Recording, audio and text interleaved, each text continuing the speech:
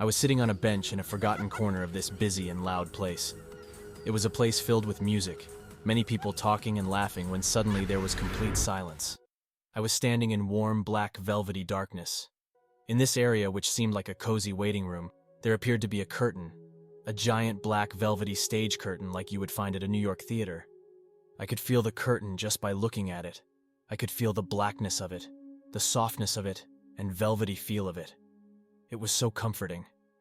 Also, I could hear faint sounds behind me of where I had just come from, but I was drawn to what was in front of me. I reached for the curtain. When I pulled the curtain back, I stepped forward out of the darkness and onto the most brilliant green grass and the bluest sky. It was stunning. The strip of grass was about 6 feet or so, between me and a shallow stream bank. The plush grass trailed left and right along the stream bank and seemed to go on for miles. I looked at the water gently running with itself, creating subtle bumps as it moved along. The water was beautiful, and the grass met the water so perfectly.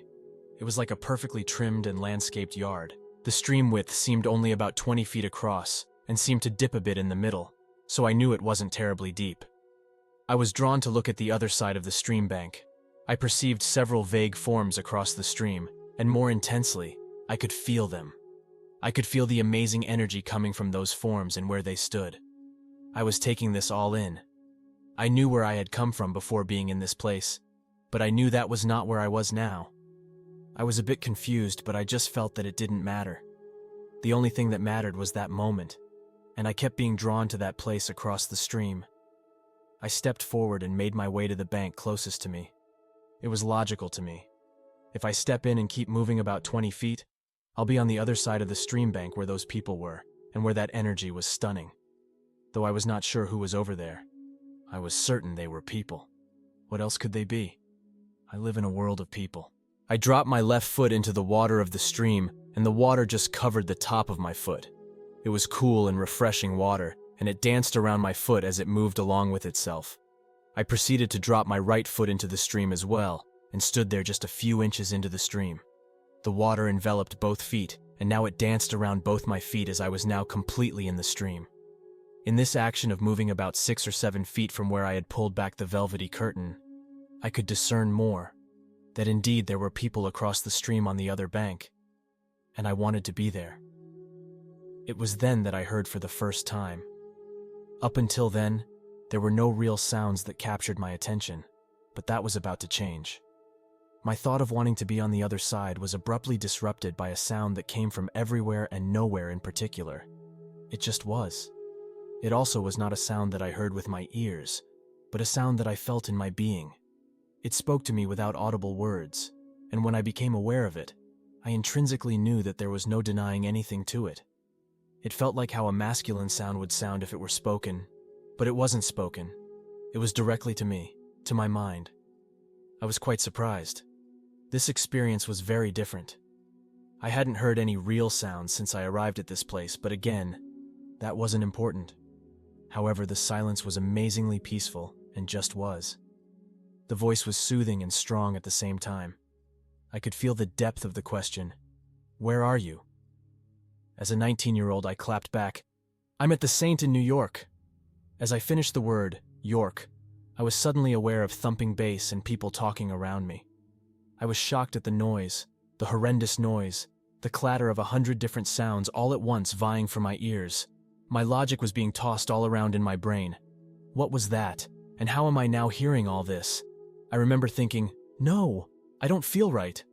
As quickly as my thought formed, I was back at the stream, hearing the sounds of bass and chaos trailing off, now replaced with the beautiful silence. I was standing in the stream as if I hadn't moved. I observed where I was in the stream, and felt the draw again to move forward. To me now, the noises I just heard were irrelevant and forgotten. I needed to get to the other bank. I stepped forward a full pace into the stream, considering the depth in my pace. I slowly paced until the water was just above my ankles. I stopped midstream. I began to see those across the stream a bit more clearly. It seemed that my presence had given them pause. I could see that people had turned their heads to see me standing in the middle of the stream. I thought to myself, they can see me. They know I am here. I want to be with them. Now I wanted to get to the other side. Something inside me was pulling me to the other bank. I could feel it in my heart. It was warm and felt like it was glowing. I was ready to take more paces until the voice rose up again, still kind, but stronger. "Where are you?" With a bit of annoyance in my response, since being asked the same question as before, I snapped, "I'm at the Saint in New York." I became aware of that awful noise again, but also became aware that I was lying on a floor. I sensed a couple of people close by to me. I could make out a couple of things they said. My ears picked up their sounds. "I don't think he is breathing," and "Should we call an ambulance?" None of the things I heard made their way through my logical mind, and it was all happening so fast. But for certain, I felt that I needed to be with those across the stream. As that thought crossed me, I was back at my place in the stream, and the static I just heard was no longer relevant. As I stood in the middle of the stream, I began pacing to reach, only a few feet away, the other side of the bank. Pacing the last few feet, and I could hear those on the other bank saying my name, John. "John is coming to join us." I saw an arm reaching out from the bank and offering to bring me to the bank where they stood. I sensed them as people I knew on a level that I only knew. I couldn't make out features, but both men and women were gathering with excitement at my arrival to join them. Suddenly, I became aware of two of them. One of them was my Aunt Pat, and another was an old friend, Lynn, from college in Georgia. The strength of the energy was immense. I could feel within myself the magnetic pull to be there, and how I wanted to be there with them. I began to reach for one of the outstretched arms of a person on the stream bank. Suddenly, the voice bellowed to me. It was stern, but not angry. It was like your dad giving you your last warning before the belt comes out kind of warning. "Where are you?" With certain annoyance in my response. "I told you before, I am at the Saint in New York." Instantly, I left the stream and was standing surrounded by the thick black velvety curtain. I felt love all around, immersed, and never fearful. As I stood there, I felt the presence of a tall being behind me. The presence was immense, and though I was not fearful, I knew I was not allowed to turn around. As I mentioned, the presence was immense, but the only thing more immense than the presence was the unbelievably powerful light shining from behind me that I knew was emanating from the being behind me. I don't know, to this day, who was behind me, but in that environment of unbelievable trust and love, I really didn't care. But if I did care, that care was removed with a message from the being. "John, you are unable to turn around and look at me as you would not be able to handle the power of the light. It would be too much for you." I did not question. I could sense the being was neither male nor female. It told me telepathically, "I have some things you need to see and understand." The being raised its left arm over my left shoulder, revealing its arm from the elbow down. It wasn't terribly important at the time, but I was aware of it. There was a large sleeve that ended just a few inches from the wrist. The arm was slender, and the hand appeared to have slender fingers. In an instant, a vision appeared, and an entire movie-type set appeared out of nothing. The set included people, props, and an entire scenario out of the air. The being raised its index finger and said to me, "You need to be aware of this." It did not tell me what I was seeing, but rather allowed me to observe the play as it created its point. I recognized the main character in the scene before me, because it was me. I was with people I knew, people I trusted. It was a high school setting, and as I faced the people I knew, it was great. These were my friends, and we were laughing, telling jokes, kidding around. It was an everyday scene of any day. However, when I turned my back to walk away, it became jarring. Instantly, my friends suddenly began saying horrible and hurtful things about me, gossiping, saying rumors. He should die. I turned swiftly around, and back were the glee, smiles, and laughter. Turning my back again, and the hatred, jealousy, and distrust all returned. It was terrible had I not had the emanating presence of great love behind me. I don't know how I would have reacted to what I was experiencing, and with that, I understood that they were lessons to be observed and acutely aware regarding human nature, and how to be on guard against our nature of humanity to be aware, and in order to transform these visions. Humility would be the greatest internal tool against the treasonous behaviors of the human mind, devised to hurt one another, delivered through each other via the human tongue. I was the main character and the observer at the same time. This scenario vanished as quickly as it had appeared when its mission was accomplished.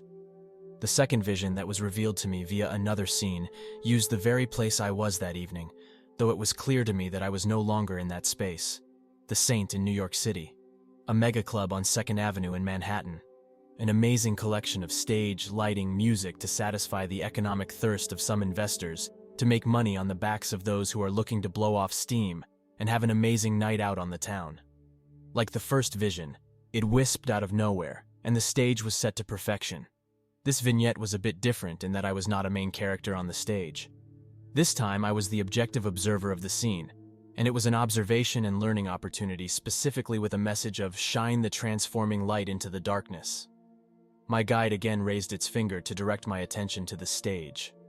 Suddenly, the massive dance floor was before us, pulsing with thousands of lights, creating an alluring sight combined with powerful bass and treble-blaring speakers pounding out music, entrancing the crowd to dance to a rhythm of a universal beat, like a hammer rhythm with each player dancing in their own space and world. It was great fun to see the players dancing and each having their own experience and fun until the light from my guide blossomed and engaged the players. Instantly, screams and screeching of the players began to drown out the drums and electronic music. The fears of the players were seen in their eyes, and they dodged the light shining deep into their being as best they could muster. The third vision that was revealed to me was a wonderful vision of completion. It was not until recently, and I am talking the beginning of 2020, that I was finally able to integrate this into my experience on a personal level. My guide's finger rose once more upon my shoulder, for what apparently would be the third vision of understanding. This was a beautiful and joyous vision, and to me, serves as a bookend to this personal journey. Like the last, it took me until recently, year 2020, to better understand its context related to my experience. The scenario unfolded as 1 and 2, and in massive scale. The foreground set with the smoothest stage of pure gold with steps on either side of the stage. Again, as the recipient of the message, I was in the scenario as the main character. I was in line with others in preparation for walking across the stage. The clarity of the achievement for which I would be commended evaded me for 30 years. Though I remember it as if it were yesterday, there are a few days that have passed in this clock-driven reality that I have not attempted to intellectually dissect the reason for this exciting yet puzzling scene. Also, its purpose in the visions, sequencing, the whys of it, the true meaning and other human thoughts that allow for humility, while being bestowed with such honor in a realm that I was honored to experience my place in its unique operation. What had I done to deserve this? This caused me much emotional pain for many years, as my young religious upbringing would consider this entire event and subsequent thoughts related to my place in it as heresy and lunacy. For me, stopping midway across the stage and turning my head left was a poignant moment in this graduation ceremony. This was a moment to stop and turn to hear the beautiful song that was sung in unison and in such beauty. Something our physical world will never conceive to understand is something that stopped me and humbled me. The simple words echoed by one of the greatest masters to grace our planet, Jesus, rang true to me. It is finished. All the events during my experience have come to this, to get my soul through the tasks that I agreed to complete in elevating my soul. The vision as a bookend is a huge relief in that whatever happens between now and the day of graduation supports the phrase spoken by him. It is finished. When I came to, I hopped up and felt reborn.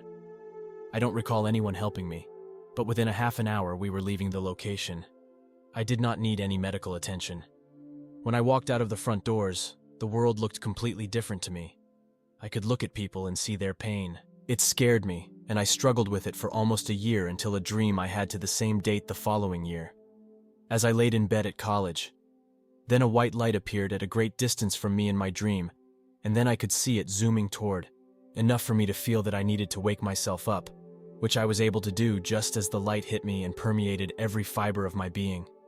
I was sure that I would be physically glowing. I laid there for a minute to just feel this, and then I went to mirror certain that my vibrating body would be physically glow. It was not, but I stood there for minutes just looking at myself in the mirror.